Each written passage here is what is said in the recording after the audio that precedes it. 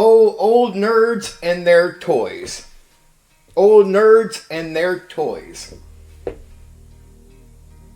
Now, I knew doing the stream about miniatures and putting a final nail in that coffin as far as was old school wargaming focused on miniature gameplay.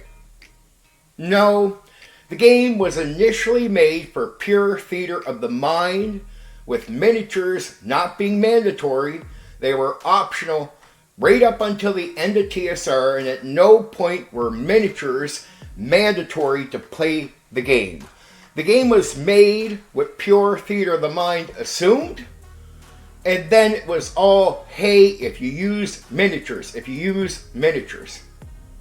So the game, and there are statements that are very clear from Gary, about it not being wargaming and them wanting to separate it from wargaming. It was not about units fighting a war. It was not focused on winning the battle.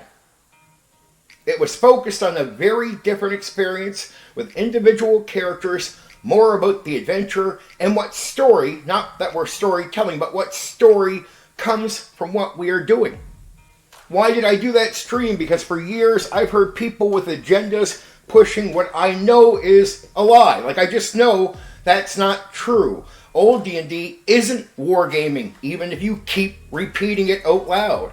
It's not focused on miniatures, and miniatures is the core way of playing the game. No, miniatures were never mandatory, meaning they were optional the entire time.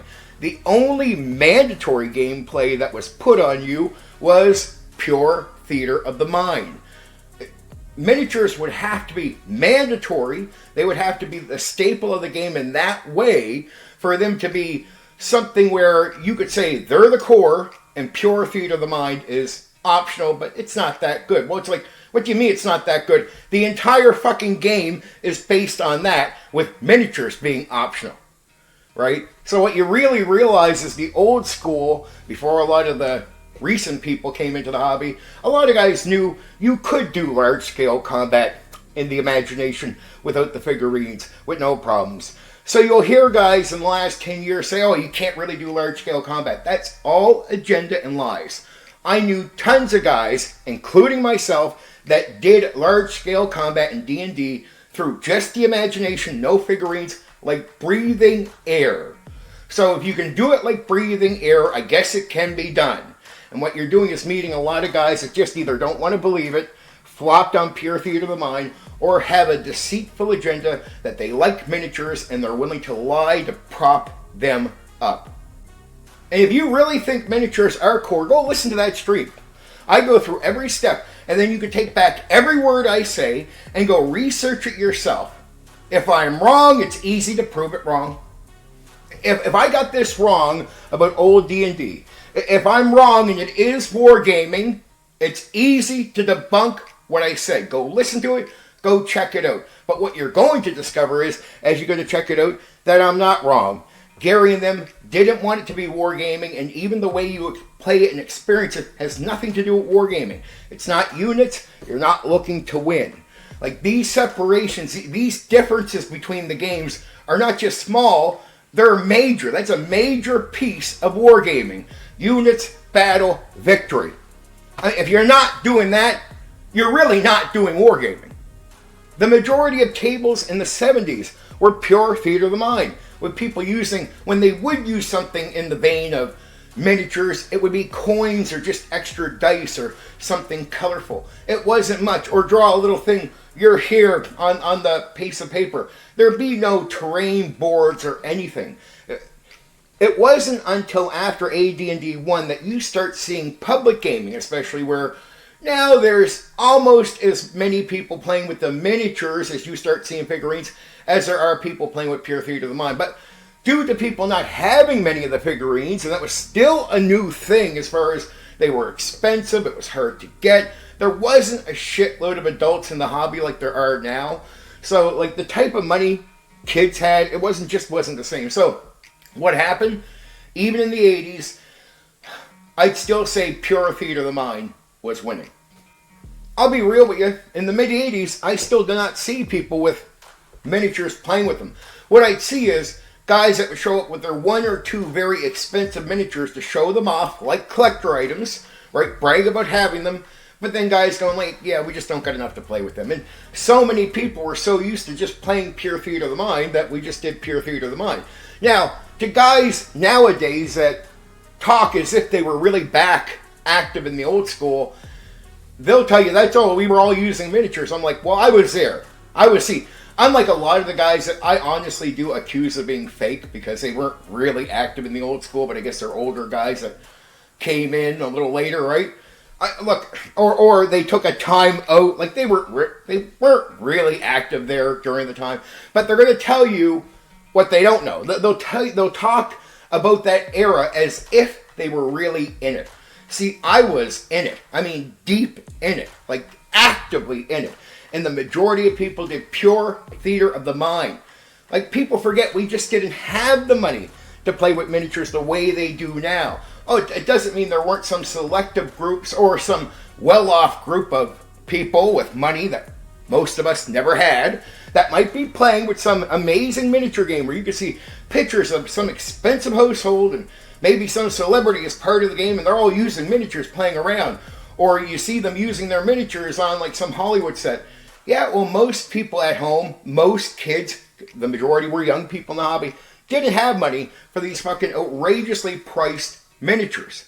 We really didn't. And the common use of coins and that as miniatures still wasn't common. See, to me, in person, the majority was never miniatures. It was always pure theater of the mind because of the price cost, even into the early 90s. Really, when I started hearing about this, everyone uses miniature gimmick, this agenda being pushed, is when I got online. I'm like, well, not even at first. At first, it wasn't even the big argument because, like, you go to OpenRPG and some of the other sites for playing, and they have an area for miniatures, but we'd all laugh at it. And yet, and almost like 1% of people used the miniatures for the OpenRPG or programs like that. Well, but there were active games full up in these things all the time. Well, how can there be active games going on these type of things without the use of miniatures? Like, say only 1% of people are using miniatures. So what the fuck are the rest of the people doing? And if miniatures is the majority of gameplay for D&D, and most people don't do pure theater of the mind because combat is too hard, well then how the fuck did the other 99% of D&D people play on OpenRPG? How did they go over to Merc with their extra programs and play without using the miniature stuff? How did they do all that? Well, they did it easy because the majority of us were doing pure theater of the mind. People that came into this gimmick later, they just don't know that. And they have an agenda about miniatures. And I get it. I get there's a cult following. Maybe even you're someone who loves miniatures. I'm not trying to attack miniatures. Look, just because miniatures weren't mandatory and it's not wargaming, it doesn't mean you're wrong to enjoy miniatures. And it doesn't mean you're wrong to say for you, miniatures is better than the other options. There's nothing wrong with it. It's only when you lie about miniatures and the history to win some argument that I think is bullshit, because what you do is you poison reality. So pure theater of the mind, I'm not saying there's anything wrong with miniatures, but pure theater of the mind nowadays is trashed because of the lies people tell about the real history here. So that's the outcome, and I'm against that outcome because pure theater of the mind was always the majority. Was always what the game was built around. But now we trash it because some guy with an agenda about miniatures has to lie about the history and talk about miniatures being so grandiose. No, they were optional and never mandatory. Old D&D was made with pure theater of the mind as mandatory for the game. Right? And it wasn't wargaming. No units, no end battle, no victory. Individuals out adventuring, which you could tell a story from. They are not the same game. You gotta talk out loud for your character. You gotta look at all these details. Nothing you're doing, this is not wargaming. This is its own game, and there's nothing wrong with that either. But if you have an agenda to say miniatures rule, you might call it wargaming. But you'd be lying. There is no difference in opinion here. I'm speaking fact. That's what pisses off guys that have that agenda. Because, like, they want to go, oh, here's what I got to say, and that's just your opinion, Stephen. No, I decided to put my opinion aside and only focus on the facts. Fact is, old D&D was made with pure theater of the mind in mind. And how do you know? Because the miniatures are optional. It's not like there's a third way to play the game. It's either theater of the mind fully, or miniatures with some theater of the mind. You know, walking around town, shit like this. It's a mix there, or you just do pure. Right? You can't, there's no third one. There's no third wheel. So, if you're not doing miniatures mandatory, there's only one other thing you have to do mandatory. That's pure theater of the mind, meaning the game is built around that. Right? So when you say pure theater of the mind, it's harder. Well, it's sort of weird. The guys who made old D&D seem to think you can do it, and guess what? They did it like breathing air. They did large-scale combat without miniature figurines and all this. Yep, did it, no problem. No problem. Right? Easy as pie. So, it's weird that in the history, everyone could just do pure theater of the mind and large-scale combat without issues. But now they can't. And that's probably because a lot of people became lazy, half-assed, had agendas. Who knows? But they definitely dropped the fucking ball going forward. We went from credible people who had the mind for this stuff to idiots. I'm sorry if you decide to leave the channel because of this, because I know I've lost a few TTRPG people, right? I know I took a big hit on this one. I knew I was going to before I did the stream. Like, I knew the heat I was going to get. I knew my numbers would slightly go down over doing this. I'd lose a few people, maybe 10 or 20, possibly out of the small crowd of less than 100 people that follow me for tabletop role-playing games. I knew that could happen, and I have lost a few, no doubt, because they can't handle the truth. They can't handle the truth, and they've lived a lie. If you're out there saying old D&D is wargaming, there's not a difference in opinions, my dude. You're living a lie. It's not true. If you're out there saying old D&D focuses on miniature gameplay, you're living a lie. It's not a difference in opinion. You're living a lie. It's not true. It's just not true. And so the way I game is what old school was made for. So I just do what the game was actually made for. I do pure theater of the mind. The game is made for that. Like, I do that. And it's not wargaming. I'm here to do an adventure where at the end of it, we could tell maybe an interesting story. Right? But either way, a story can be told, no matter how uninteresting or interesting it is. Right? That's my aim when I come to this. I don't ever look at this as a war game, because then where are the units? Where's the army? Who's going for the win? It's just not the same. So pretending what we do here is wargaming is a lie. It doesn't match up to reality. And saying that miniatures is the way we really focus on playing. You want to use your miniatures. Miniatures are so important. Miniatures were secondary, and the majority during the old school was always pure theater of the mind, which is what the game made mandatory for us. And we could not afford the figurines. So, you might have 3,000 figurines now. Back then, most people in the hobby were young, and they had a few. And if you got really lucky, you could get enough people together, enough maybe DMs with all their collecting minis, and maybe have a game where miniatures are mostly used. And that happens the odd times. The nerds would bring all their shit together to make it happen. But that's how far out of their way they had to go to be able to play with miniatures in any regular way. And because they were so expensive and inconvenient, most people just did pure theater of the mind. When people hear about the history now, they don't know that. A lot of people think miniatures, wargaming, the entire time. That's a complete delusion. It's not even slightly true. It's not even slightly true. Like, there's not even a slight bit of truth to that. The majority that you've seen all the time were pure theater of the mind. That's all it was. And you knew right away from the way people play, go listen to a war game, and then go listen to people play a proper role-playing game of D&D. And they're just different games. It's like trying to play fucking Monopoly and going, yeah, that's like, sorry, like, yeah, they might be two games with some similarities, but I mean, they're just different in rules, experience, and expectation. That's what they're different. It's like two these two games are video games. That means they're the same. Well, no, not exactly. Video games are so different from each other that it's a completely different experience over here compared to over here. And so, yeah, they might be games in that essence, but it's like sports. Like, there's a lot of sports gets encompassed in the word sports. And games, a lot of different games get encompassed into the same thing. Wargaming and tabletop role-playing games are games, but they're not the same. And they're not even remotely the same. And there is no history to back up any claim that they are the same. There's no history where D&D was wargaming. That's a lie.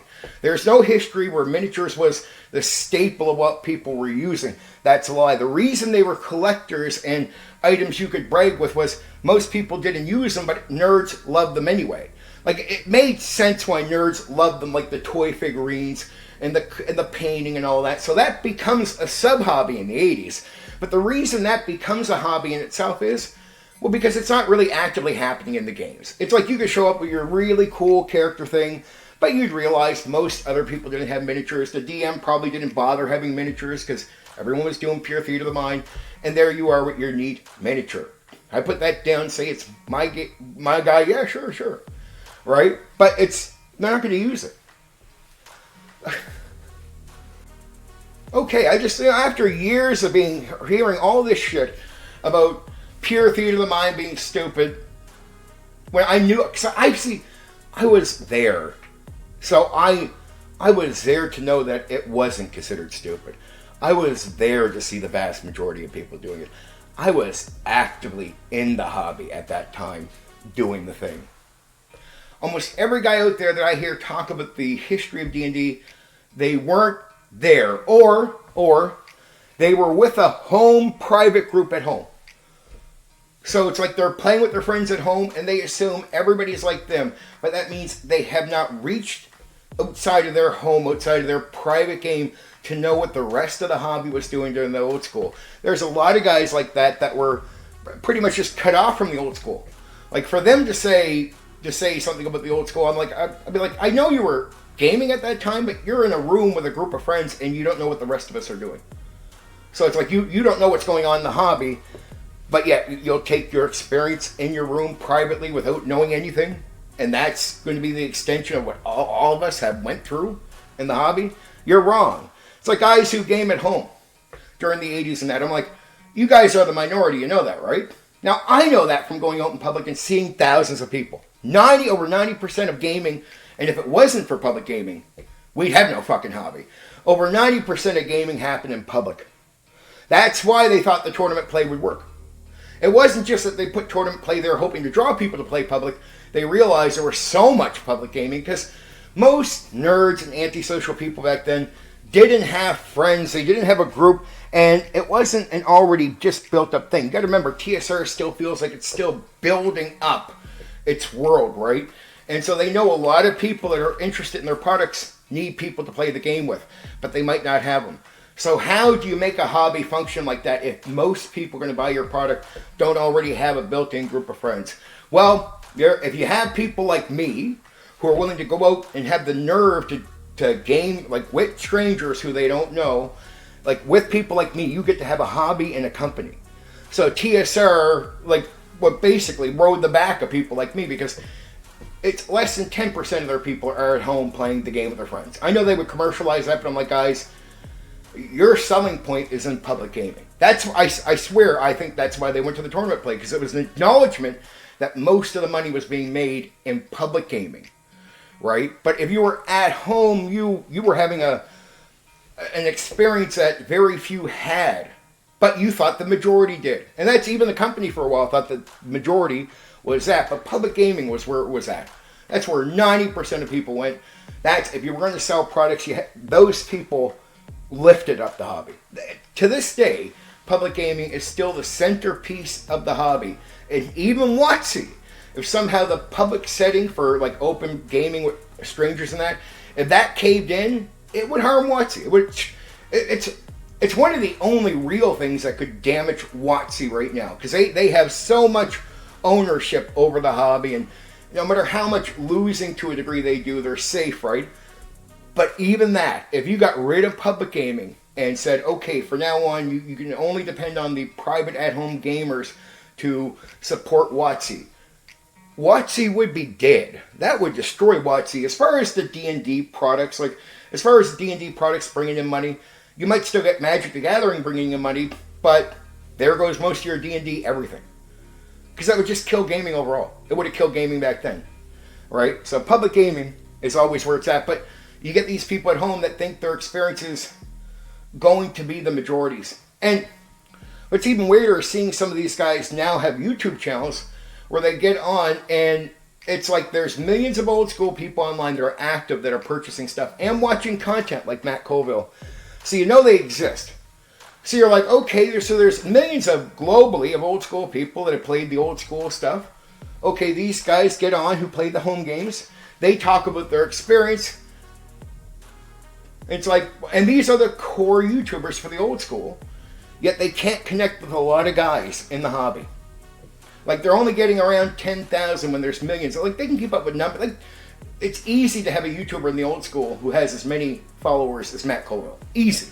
It's easy. That's how many active people globally who have played out throughout the years of the old school are online and active. And they show it through their purchasing and everything. So again, you know they're there. They can only get maybe 10,000 of that, which makes sense when, if you believe what I'm telling you. If I tell you the at-home groups were a minority and represent a minority, you would assume if they were being YouTubers and representing that group, that out of the many old school people, they would draw a minority audience compared to what's on option, because most of the old school would feel, you don't speak for me, right? So they'll go to places where people are talking in ways that they feel like, yeah, I agree with that. Matt Colville is a very neutral guy with his opinions about gaming, regardless of what you think of his live game. But just when he talks about the game during his streams, and that draws in, you have to acknowledge it, that draws in a lot of people. And that includes a shitload of people from the old school that feel like they're not served by voices that speak for a minority of people. My point is this. All the YouTubers that seem to represent the old school, not just one, seem to represent this private at-home, group experience that only very few people in the hobby back then had, right? I think that's why there's a disconnect from the old school audience, like how big it is, and the YouTubers, the core YouTubers that serve it. Because you would think it's like the 5e world. They have a lot of people. They're YouTubers that serve them, get a big audience, right? No problem. Well, we do have a massive audience online for the old school. So why aren't our YouTubers also being rewarded like the 5e people with a surplus of people? Why is Matt Colville able to draw in more old school people to his YouTube channel than the top old school tabletop role-playing game focused YouTuber? Well, it's because he's talking in a general sense that hits everyone. When you go to the old school YouTubers, they talk about their experience at home, which a lot of people simply do not relate with. That's the issue, right? That's why there's a disconnect there. They just got to be honest. There's nothing wrong with miniatures.